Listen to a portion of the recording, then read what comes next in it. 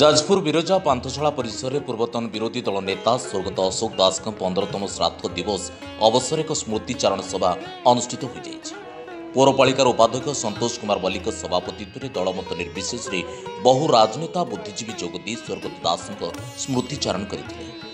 भंडारीपोखरी विधायक प्रफुल्ल सामल मुख्य अतिथि भाव जोगदी से समय विधानसभा चर्चित वक्तव्य एबे आउ सुनिबाकु मिलुनाई बोली मत व्यक्त करते। व्यासनगर पूर्वतन पौराध्यक्ष सविता राउत, व्यासनगर पूर्वतन पौराध्यक्ष रसानंद महांती, कोरी ब्लॉक अध्यक्ष भिकारी बराल, समाजवादी जनता पार्टी सभापति रवि बेहेरा, शिशिर भट्टमिश्र, जाजपुर पौराध्यक्ष रंजुलता हुता, जाजपुर ब्लॉक अध्यक्ष सोनलता परिड़ा, समाजसेवी विष्णुचरण बिहारी प्रमुख जोगदे स्वर्गत दास थे समग्र ओडिशार स्वाभिमान मुकुटविहीन सम्राट बोली मत प्रकाश करते। यह अवसर में स्वर्गत दास समय जिलार होता विकास संपर्क में आलोचना सह विभिन्न व्यक्ति विशेष को संबर्धित परिशेष में पूर्व अनुष्ठित विभिन्न प्रतियोगितार कृति प्रतियोगी को पुरस्कृत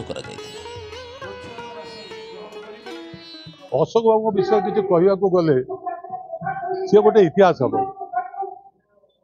अनेक व्यक्ति अशोक बाबू कौन ताको चिन्ह पारे ना, कारण आमे सब जे रहिले आमे जो माने मंत्री हेले महामंत्री हेले आमे एही मान को खाली चिन्हले, किंतु जो माने त्याग करते जो माने आदर्श रुहंती आमे ताको सहजे चिन्हुना। जदि चिन्हु थाऊ भी ताको परिचय को मध्य आमे देवाक चाहूना। अशोक बाबू से एक व्यक्ति जे कि क्षमता तो सब दूर रोते किंतु क्षमता को निष्पत्ति दौले। विजु पट्टनायक मंत्रिमंडल रे एवं विजु पट्टनायक शासन समय रे विजु करी जनता दलर शासन समय रे 90 रु 95 मसीहा पर्यंत विजु बाबूंकर अत्यंत विश्वस्त थिले अशोक बाबू एवं दलर सभापति हिसाब से से जो कार्य कर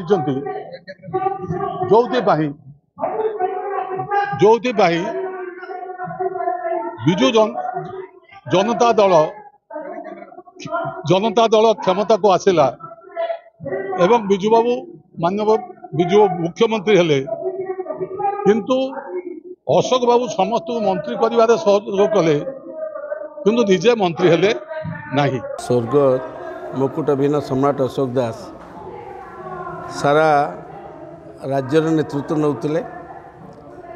राजनैतिक जीवन एवं सामाजिक जीवन रे आपण जेकोसी कथारे कहतु, शैवपीठर कथा कहतु, शक्तिपीठर कथा कहतु, कृषक समस्या कथा कहतु, कृषि भित्तिक कथा कहतु, प्रत्येकटी क्षेत्र में तांकर एते दक्षता थिला जहाँ के आज पर्यंत कौन राजनीतिक लोकों पाखे देखा देनी। गत अशोक दास स्मृति कमिटी आज तांकर जो स्मृतिचारण सभा स्मृति रे अशोक जो कार्यक्रम करथिले ये वास्तव में स्वागत योग्य एवं ये आगु को आहुरी व्यापक होवार आवश्यकता अछि।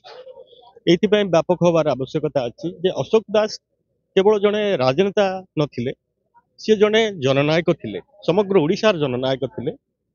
तांकर जो राजनीतिक जीवन सी जेकोसी लोक को प्रभावित करि परिबो एवं प्रेरणा दे परिबो। आज प्रभात पुरुष अशोक दास जो 15तम श्राद्ध दिवस उपलक्षे केवल जाजपुर ने ओडिशार विभिन्न जगार श्राद्ध दिवस पालन कर स्मृति सभा कर विशेषकर आज जो वक्ता माने आमे आमंत्रण करूँ श्रद्धांजलि सभा से माने जो वक्ता माने आसीथिले से माने अशोक बाबू सहित राजनीतिक जीवन सामाजिक जीवन एवं व्यक्तिगत जीवन तांको सहित संपर्क थिला एवं एभली किछि कथा थिला जोटा कि राजनीति रे सेमानक सहित आलोचना करथिले। अशोक बाबू सेमानक सहित संपर्क कोन थिला एवं सबुठारु बड़ विषय होची आज गणतंत्र रे जो युवपीढ़ी मानक ऊपर हमर देश निर्भर करूची।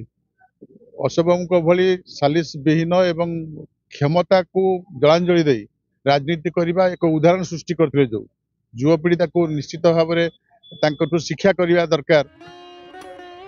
Jajpur Sonalika Sahu report, Jajpur news.